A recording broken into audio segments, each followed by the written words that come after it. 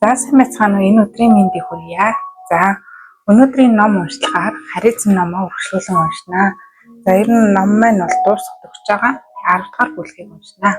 Буруу сонголт хийсэн байхыг хэн ч хүсэхгүй.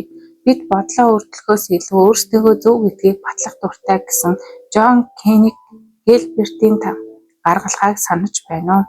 Шийдвэр буруу байсан гэж бодохоос илүүтэй зөв компани сонгосондоо баяртай байхыг бидний олонх нь хүсдэг. Олон сонголт дундаас таны саналыг танай компани үйлчилгээг сонгосон гэдгийг хүмүүс сануулах нь нөхцөл байдлыг өөрийн талд эргүүлэх санаагаа дэмжүүлэхэд тустай. Ялангуяа нөхцөл байдал хурцдаж хүмүүс гомдлож байгаа үед ашиглавал илүү үр дүнтэй.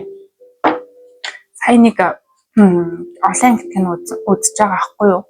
Тэгээд тэр кинон дээр болохоор ер нь бол нэг юм хорон санаатай захирал байгаа аахгүй юу? Тухайн бусдыг ч байхад өөрийнхөө хүснээр байхгүй болохоор л уур гэдэг юм лээ. Хундаад идэг юм.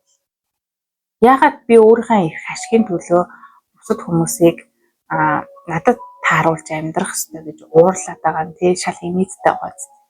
Тэгэхээр тэрийг хүлээн зөвшөөрөө тэр хүний онцлогийг хүлээн зөвшөөрөө зүгээр ажиллаад өөрийнхөө ая тухайг өрөөл бүрдүүлээд явсан. Зөв юм байна гэсэн дүгнэлтэнд хүрсэн. Гэхдээ эмийг аж үтгэхдээ зөвлөлийн улснаар юу болохыг хэн мэдлээ гэж Питер хэлв. Өдөр цэцэрлэгийн том уулзалт болохоор хэдэн цагийн өмнө Питер биеэ халаах аргыг ашиглаж харилцан маань нэмэгдүүллээ. Мөн уулзалт болохын өмнөх 15 минутыг тэр сэтгэл санаагаа бэлтгэхээр зарцуулав. Уулзалтын баяртай.